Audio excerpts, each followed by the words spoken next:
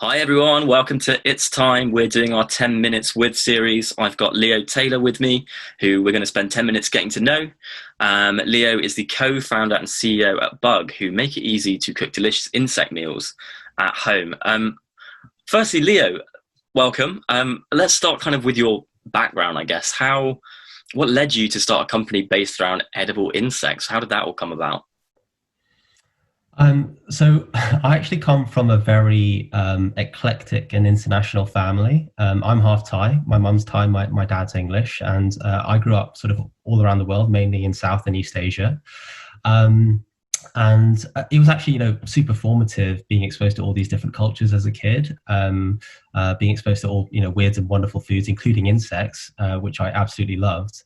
But it wasn't really until 2013, when I left school, that the UN came out with a report on edible insects and actually how they could be a big solution to our food sustainability and food scarcity issues, which sort of at the time blew my mind because obviously I was, I just seen insects around in the everyday, and now here's a big solution to some of the big problems that we face. But that's really where my fascination for bugs began, particularly from a sustainability perspective. Um, so around this point, 2013, I started architecture school, spent a few years, there, got my degree, and then spent a number of years in practice trying to figure out, if it was the right career for me. Quickly found out that it wasn't. I guess I just didn't feel it was the right tool for me to move the needle on the things I cared about, so namely social and environmental issues.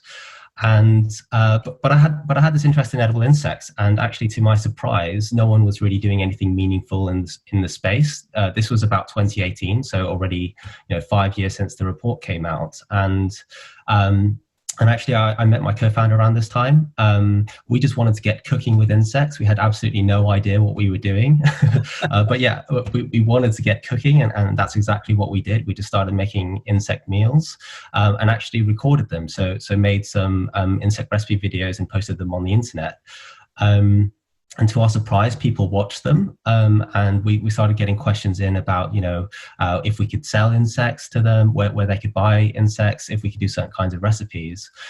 So we thought, we could actually do something useful here, and that's when we decided to jump in and really take this seriously.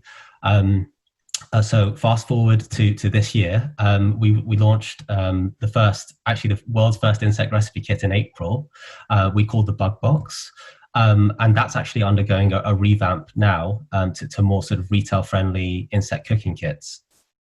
Wow, I mean, what a story! That's so cool. I mean, it's interesting as well. You kind of allude to, the report that I guess justifies the need, I guess, here in a kind of broader context. Obviously, there's kind of the world food problem, isn't there? There's a problem of getting food to people, and I think the report itself comes into its own in that sense, in the sense of insect meals can be one of the solutions to that. In a kind of specific climate change context, what's the problem that edible insects and insect meals will solve? Is it just about reducing meat consumption as part of people's diets, or is there more to it? Or how does it fit in a climate change kind of space, do you think? Awesome question. So, I mean, clearly getting meat off the table is a huge priority and is actually the reason Aaron and I are interested in edible insects in the first place. But it's not just about getting meat off the table. They really are a hyper green, like one of the world's most efficient sources of protein. Mm. So to give you an idea, crickets are 22,000 times, consume 22,000 times less water per kilogram of protein compared to beef. They produce 2,000 times less CO2. And if you compare it to traditional livestock, it's much less feed, so it's much more efficient on that perspective, and you're using much less land because they can be vertically farmed. But what's more is that you can actually feed them off the stuff that we throw away. So fruit and veg that would otherwise have ended up in landfill, you can recapture that waste flow, and you're getting a superfood at the end of it. And they really are amazingly good for you. So crickets again are up to 70% protein. That's 3 times beef. You've got more iron than spinach, more calcium than milk, more potassium than bananas, more B12 than red meat, more fiber than brown rice, similar omega-3 to salmon. The list keeps on going. We think they're an exceptionally nutritious source of protein that's really good for you and the planet. So absolutely, it's about getting meat off the table, but it's also about all those other things. It's so interesting because when you say it like that and you put it in such kind of clear terms, it seems obvious that it's a superfood. It's so beneficial in its own right, as well as having the benefit of removing more kind of climate damaging foods from the table. Mm. But I think the obvious problem that you allude to with regards to how bug was set up and this kind of stuff is the perception problem, because a lot of people, particularly in the UK and kind of a lot of places with a similar culture to the UK where we're based, is that it's a bit unusual, that that it's a bit kind of weird eating insects, which is presumably it's not that fair, but that's just how people will feel. Is that the case? Is that what are the kind of challenges with changing those perceptions around eating these kinds of food? Is it a simple problem to solve by telling them about the nutritious value, or is there a bit more of a blocker there that you're trying to overcome? Well, it's certainly not an easy problem, but yeah, I mean, this is, I guess, is our raison d'etre, is to change perceptions. So the edible insect industry is actually sort of in a crisis at the moment. We call it the gimmicky crisis, where insects are still seen as gimmicks in the West. People buy an insect product and never again, just because it's fun and it's a novelty. Yeah, we think this is really a function of how the industry is thinking about this. That they're sort of asking the question, who is willing to eat insects, and how can we get people over the line? Which is actually, how can we get people over the line to show them that insects are really not that disgusting? Which is a very defensive position. And actually, the problem with that approach is that you end up with something like a snack, which is trying to appeal to the average Joe, but you're not solving the problem for the average Joe, and you're not even solving the problem for the early adopters, which is really who this is all about. So instead of thinking who's willing to eat insects, the better question is who is going to love eating insects? Who are going to be the people to grow this thing and make it a part of their lifestyles? Well, they're out there. Like we've been speaking to them, and they're telling us that they don't want to be eating snacks because they don't solve their problem, which is getting meat off the table. If you're an energy bar, you're not competing against a steak. But the other thing you're doing is limiting what's otherwise a delicious, versatile ingredient to a cracker, a crisp, or a bar. We often joke it's like trying to show people how delicious prawns are by selling prawn crackers. Right. Yeah.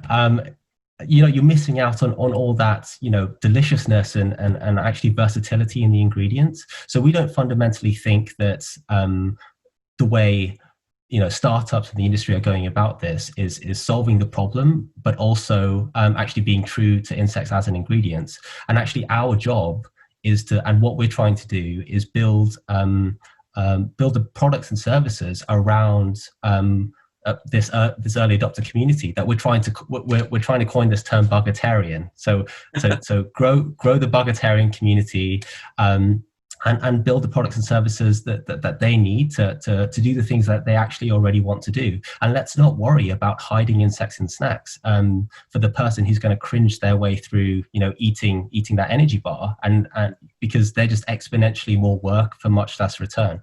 Yeah, that's a really good way of putting it. And I'm sure plenty of people watching, like myself, haven't really thought about it like that. I was just thinking this is something that I've never really framed in that way, and I think that's probably maybe you can consider me Mm, a convert already. You know, it's one of those where it's like until you've had that discussion and kind of put these things in front of people, perhaps they might not mm, have thought about that kind of thing. Really interesting. And to cap us off, obviously with 10 minutes with series, you know, we've got a short period of time to discuss all of this, but to kind mm, of loop us back around with the theme of its time, obviously we've touched on the climate change thing, but one of the things that we're trying to kind of get all of our contributors to do is to suggest something that people who are watching at home can take away. You know, something that people who are watching this video and have just been introduced to what you do, something tangible that they can go, do you know what, I can do that, and that'll be a climate positive thing. What do yeah. you recommend? What should people be doing in their lives to be more climate positive? Yeah, well, so obviously I'm a strong believer in entrepreneurship to solve problems. Mm. And obviously there's so many ways to do this. It could be obviously starting a business, it could be starting a non-profit, a community club or WhatsApp group. I just think we need more doers and problem solvers. And as much as COVID-19, has been, absolutely horrendous, and completely turned this year upside down. I think it's also presented us with an opportunity. Rahm Emanuel, the former mayor of Chicago, once said that never let a good crisis go to waste, and I think this is actually really apt right now. So some of you, watching this might be on furlough, which is obviously, a tough situation. But my advice would be to start something. Find a problem that you really care about. And maybe you already have something that you've been thinking about, but go and try and find ways to solve it. Be creative, reach out to people for help, be proactive, and you might find that people actually eventually pay you to solve this problem, and then you've hit the jackpot. And there's actually one quote that has been pretty influential for me that if I may, I'll have a stab at now. I'm going to read it just so I don't make a hash of it. So it's by Steve Jobs, the great entrepreneur. So the quote goes, when you grow up, you tend to get told that the world is the way it is, to live your life inside the world. Try not to bash into the walls too much. Try and have a nice family, have fun, save a little money. But that's a very limited life. Life can be much broader once you discover one simple fact. Everything around you that you call life was made up by people who were no smarter than you, and that you can change it, you can influence it, you can build your own things that other people can use. So really, this is my way of saying, go find a problem and start bashing down walls. Amazing. Well, I mean, thanks so much for joining me today, Leah. That was really insightful. I thought, and so I'm sure plenty of people will be watching this, taking inspiration from that. So thanks so much. That was All right. 10 minutes with Leo Taylor.